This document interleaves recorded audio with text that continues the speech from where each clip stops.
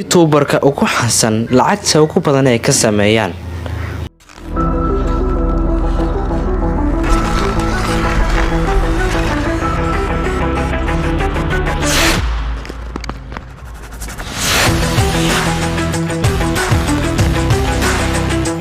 Waxaan kuula wadaagi doonaa youtuberka ugu xasan ee lacag sameynta markay noqoto iyo waxaan kula wadaagi doonaa qofka ugu badan inta subscribe uu haysto iyo waliba qofka ugu yar lacagta ugu yarna ka sameeya waana caan.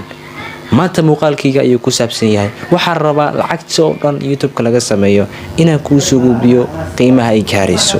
waa qiimahan filaynin runtii aan rajeynayo inaan kugu faa'iideeyo muuqaalka. haddii muuqaalkan ugu soo gaaro oo aad aragtid subscribe dhaho, sidoo kale muuqaalka la gareyso asxaabtadan u share garay. waxaan jeclahay muuqaalka inaan soo gudbiyo muuqaal fasax runtii asxaabtuna ay ka faa'iidi karaan. maanta muuqaalkayga intaas ayuu ku saabsan yahay. aan muuqaalka gudaha u sii galno. youtube-ka waxaan ognahay inuu yahay aalad lacag laga sameeyo runtii Soomaali badan, adduunyo badan ama dad badan inay lacag ka sameeyaan. hadday noqoto dad caan ah oo international oo la yaqaano lacagta ugu badan ka sameeyo.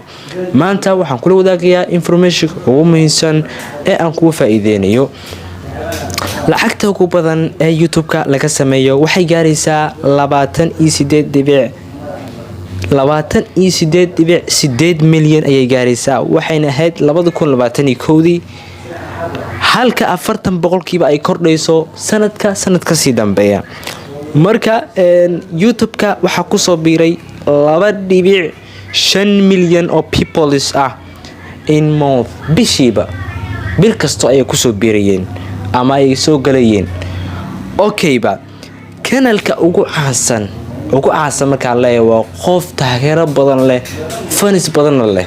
marka qofka ugu badan youtube-ka hadda ayaan kuu sheegayaa meel ku qoro runtii mar damba shakiya laga gelin. marka waa qofka ugu caansan lacagta ugu badan ka sameeya, dakhliga ugu badan ka sameeya waa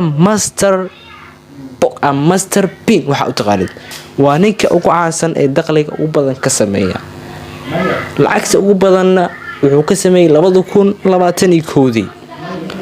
marka aan eegno subscribers-ka kan ugu badan markaan nahay qofka ugu badan subscribe-ka imisuu haystay 2021. waxa uu haystay ama waxay gaartay 50 milyan oo subscribers. 50 milyan oo subscribers ayay gaartay in YouTube. marka waxaan u imaan doonaa lacagihii laga sameeyay sanadka ka dambeeyay. markaan ka hadlayo sanadba sanadka sii dambeeyay. marka haddaan ka bilaawno 2010 waxaa laga sameeyay 8 bilyan ayaa laga sameeyay 8 bilyan. 2011 waxaa laga sameeyay 1.3 bilyan. sanadka ku xiga oo ah 2012 waxaa laga sameeyay 1.7 milyan. sanadka ku xigay 2013 waxaa laga sameeyay 3.1 milyan. halka 2014 laga sameeyay 4.2 milyan. sanadka 2015 waxaa laga sameeyay 5.5 milyan. ogow xogtan kula wadaagayo waa xog safe ah oo la hubo. 2016 waxaa laga sameeyay 6.7 milyan.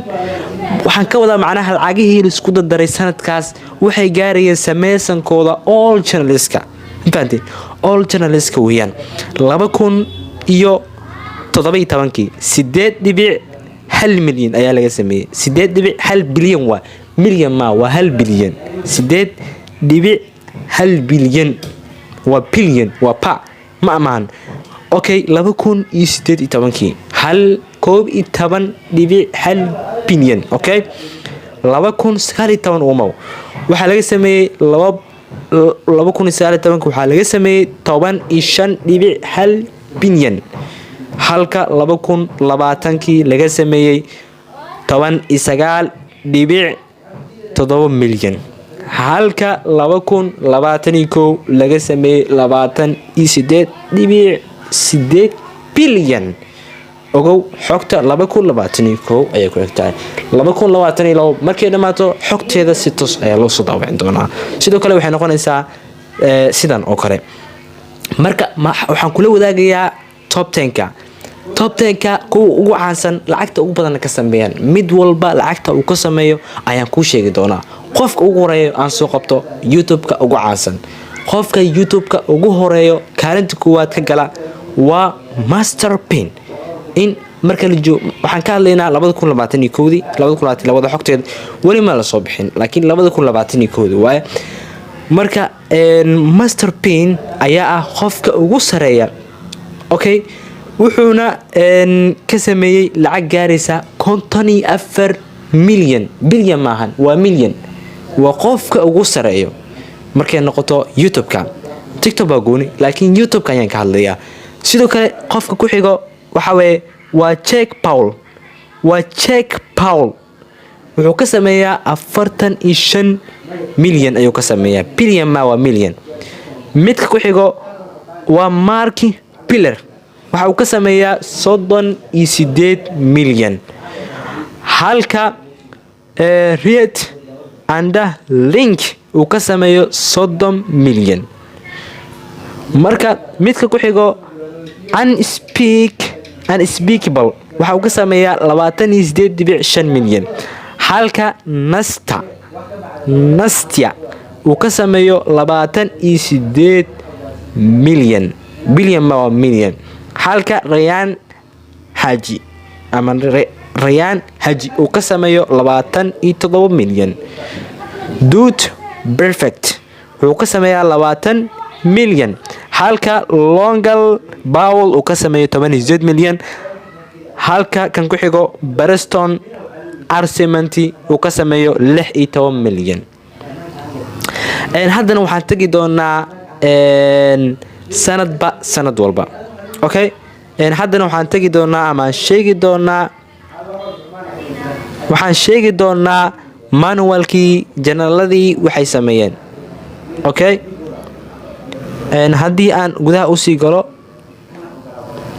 haddana waxaan usii gudbaynaa ama aan sii fiirin doonaa subscriberska ayaan fiirin doonaa in 2015 ilaa iyo 2021 markaan eegno subscriberska sanadkii 2015 qiimeynta waxa la bilaabay 2015 ilaa 2021 marka 2025 hal waxa uu gaaray 1.5 milyan okay 2016 umaw 16 waxa ay gaartay 3 milyan halka 2017 ay gaartay 2.8 milyan halka 2018 ay gaartay 10 milyan oo subscribers okay halka 2019 uu gaaray 18 milyan 2021 waxa ay gaartay 30 milyan halka 2021